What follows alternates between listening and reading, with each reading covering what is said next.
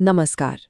चलिए आज एक ऐसी अमर गाथा को समझते हैं जो त्याग, धैर्य और आत्मसम्मान की एक मिसाल है।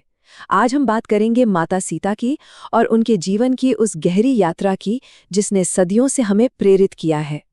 एक सवाल, क्या कभी सोचा है कि इतिहास की सबसे बड़ी, सबसे कठिन परीक्षा आखिर दी किसने? ये एक ऐसा सवाल है जो हमें सीधे एक ऐसे व्यक्तित्व की ओर ले जाता है जो असाधारण था। और इसका जवाब है माता सीता, वो अद्भुत नारी जो धरती से जन्मी और आखिर में उसी धरती में समा गईं, लेकिन अपने आदर्शों को हमेशा हमेशा के लिए अमर कर गईं। तो उनकी कहानी शुरू कहाँ से होती है? उनके दिव्य जन्म से। एक ऐसी शुरुआत जिसने उनके पूरे जीवन का आधार तैयार किया। देखिए, उनका जन्म कोई साधारण जन्म नहीं था। मिथिला के राजा जनक को वो एक यज्ञ के दौरान धरती से मिली थी, इसीलिए उन्हें भूमिजा भी कहा गया, यानी वो जो भूमि से जन्मी है। ये उनके और धरती के बीच के गहरे अटूट रिश्ते को दिखाता है। उनके बचपन की बात करें तो वो शालीनता, करुणा और ज्ञान का प्रतीक थीं। बाहर से शांत, लेकिन अंदर से उनमें एक अटूट आत्मबल था। वो कहावत है ना, शांत जल गहरा होता है, ये उनके व्यक्तित्व पर बिल्कुल सटीक बैठती है। अब आते हैं उनके जीवन के उस मोड़ पर जिसने उनकी नियति को हमेशा के लिए बदल दिया। श्री राम से उनका विवाह और फिर कठोर वनवास। तो हुआ ये कि स्वयंवर में अयोध्या के राजकुमार श्री राम ने शिव धनुष तोड़कर सीता का वरण किया। ये दो आदर्शों का मिलन था जिसे देवताओं ने भी देखा। लेकिन एक वचन की वजह से श्री राम को 14 साल का वनवास मिला और सीता ने बिना एक पल सोचे उनके साथ जाने का फैसला किया। उनका ये फैसला उनके इस एक वाक्य में झलकता है, जहां मेरे स्वामी वहीं मेरा संसार। अब ये समझना जरूरी है कि ये सिर्फ एक पत्नी का कर्तव्य नहीं था, बल्कि ये उनके प्रेम, उनके साहस का सबूत था। ये उनकी अपनी चॉइस थी, ना कि किस्मत के आगे मजबूरी में झुकना। और सोचिए जरा, ये त्याग कितना बड़ा था। एक तरफ राजमहल के सारे सुख, सारी सुविधाएं, और दूसरी तरफ जंगल का वो कठिन जीवन जहां कंदमूल खाकर गुजारा करना था। ये एक ऐसा बलिदान था जो उन्होंने खुद चुना था, हंसकर चुना था। लेकिन उनके जीवन की सबसे बड़ी, सबसे भयानक परीक्षा अभी आनी बाकी थी, और वो वनवास के दौरान ही आई। लंका का शक्तिशाली राजा रावण छल से उनका हरण कर लेता है और उन्हें अशोक वाटिका में कैद कर देता है। यही वो जगह थी जहां उनके चरित्र और उनकी मानसिक शक्ति की असली परीक्षा हुई। इस कैद के दौरान उनकी ताकत 3 चीजों में थी।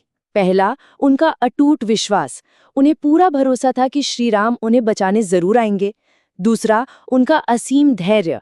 उन्होंने सबसे अंधेरे लम्हों में भी उम्मीद का दामन नहीं छोड़ा।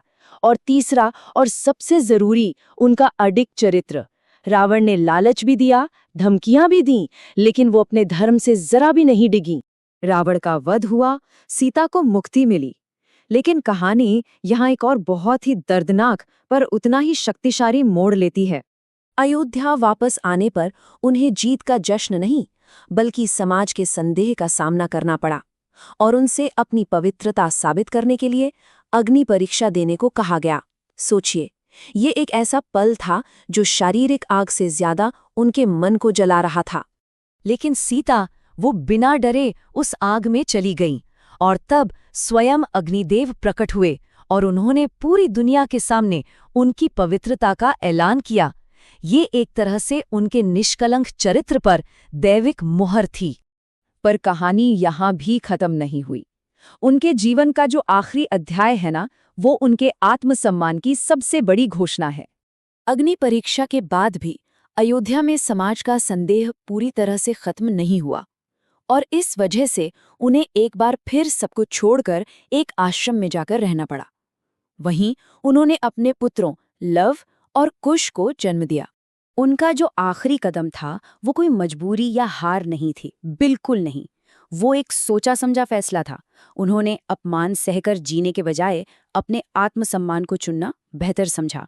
और जब आखिर में एक बार फिर उनकी पवित्रता पर सवाल उठे, तो उन्होंने किसी और से प्रमाण मांगने के बजाय अपनी माँ यानी धरती माँ को पुकारा और धरती ने अपनी बेटी को अपनी गोद में वापस ले लिया।